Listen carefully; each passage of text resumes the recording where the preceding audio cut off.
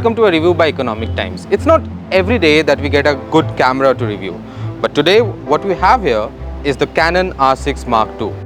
It is one of the important cameras from Canon lineup that targets the entry-level professional photographers as well as videographers. Now, over the last 1 decade, entry-level professional camera sales have gone down drastically. Maybe because of the fact that many people have moved on to iPhones or phones that has great camera quality, or because of the fact that people have moved on to better equipments from Red, from Arri, Alexa and so on. But Canon is a mighty player when it comes to cameras that were meant for professional filmmaking. You want to make a short film, you always had the Canon 5D Mark IV at your hands to make one. You wanted to do some wedding photography, some videography, you always had the Canon 5D Mark IV or Mark III and even R6 to some extent to do your job. Well, the Canon R6 Mark II aims to ignite or reignite that passion among the professional photographers as well as amateur photographers like me with its new offering. So let's have a look at the camera. Out here, when you open the box, you get the camera, the battery and usual stuff like the warranty cards and this belt. You don't get a memory card. Now let's start with the design. When you hold the camera in your hands, you will feel the silhouette of the Canon R6 that we have seen for so long. It resembles Canon's professional cameras back in the day. It is a mixed bag of feelings when you hold this camera really, because you see the Sony lineup, the A7, the A7R series, the A7S series has moved on to a retro styling, which also appeals to a lot of consumers or customers who are looking for a retro style camera as a lifestyle device, apart from their phones of course. And on the other hand, there are many cameras from Nikon also, which has also moved on to that design. So what is different in the R6 Mark II? Of course, it has a lot that has changed internally. It has a new 24.2 megapixel sensor, up from the 20 megapixel sensor that was available in R6. So it has a better sensor. Canon has a bit warm tone when it comes to the output that you see on these cameras. And apart from that, this camera also supports autofocus and tracking. Yes, in the cameras available before this, tracking was only meant for animals and people. Right now, Canon says it has been improved to tracking of cars and motorsports as well. Now, when I open the camera, it's a hot and humid day out here in Noida. It has just rained. The moment I came out of AC, the entire outside of the glass was holding some moisture. So to say, the lens was sweating like me. I have not seen these in cameras from Sony. The entire front end of the lens had to be cleaned before I could shoot some images or do videography. Apart from that, this has changed. You see, now this silver ring is a nice touch by Canon. I really like it. It has the same battery from Canon that you have seen in many of the EOS cameras before. Now you get ports out here. You also get ports on the sides. There's HDMI, there's USB Type-C, which is a good addition. There's also port for a mic and a headphone. Apart from that, this is of course meant for videography, and Canon and Nikon had been doing this for a long time.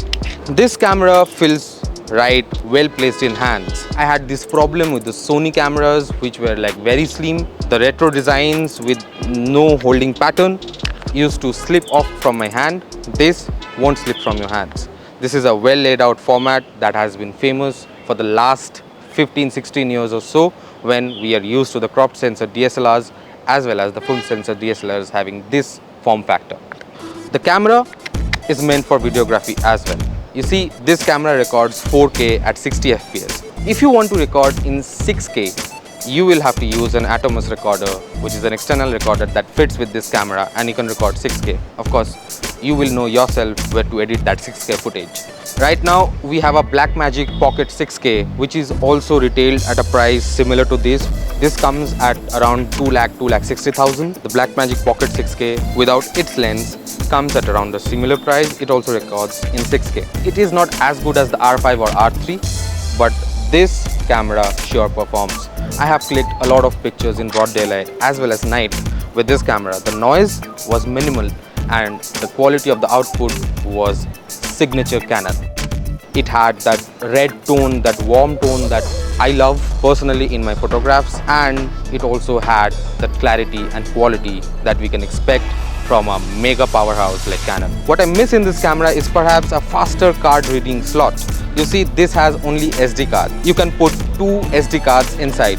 There is no slot for a CF card. So if you are upgrading from a 5D Mark III or Mark IV, you will have problems, because remember, Mark IV or Mark III has a CF slot. This doesn't. But if you're upgrading from a crop sensor camera from Canon, or any crop sensor camera for that matter, you will not have a problem with this one, because the cards are gonna fit in this one. You don't have to buy a new SD card for your new camera. Now this is the overall design of the camera. Anyone who has seen a Canon camera in front of their eyes will instantly recognize a Canon from miles away. An EOS R6 Mark II is no different. It's a Canon camera inside out. Now I'm recording this video on a Sony a7 IV. I will also record a part of this video on this camera to find out how it performs. Now see, I am recording this video on a Canon R6 Mark II. Now when I move, the camera's autofocus system is supposed to track my movements as I come forward towards the camera and when I go back. So Canon is targeting a lot of audience with this particular product. It is a well-rounded product really. When you think of R6, it was actually a great product for entry-level professional photographers who has just started their business. Now with this one, it is targeting vloggers, people who have just started filmmaking, people who wants to pursue photography as a career, as well as people who have been in the field for 2 to 3 years and want a Canon product to do their photography or videography. It is not necessarily a product that excels in one particular category. Let's say the Sony a7, it excels in videography. The Nikons excel in photography. This camera does it all. And of course, it's a very safe product from Canon and is actually placed right in between the professional range of cameras that costs more than 3 lakhs, 4 lakhs and even 5-6 lakhs, and the entry-level crop sensor cameras that costs around 1 lakh and below. It is placed at a price range of 2,90,000, 2,60,000 with the 24-105 lens, and it is a full-frame camera. You get full-frame cameras from Nikon that starts at around 1,30,000, 1,40,000. You also get full-frame cameras from Canon that starts at 1,40,000, 1,30,000. But this is gonna cost you a bit premium, but the features that it loads is actually worth paying for, I must say. I love it. Do let us know in the comment section below if you love it as well. That's all for now. Thanks for watching.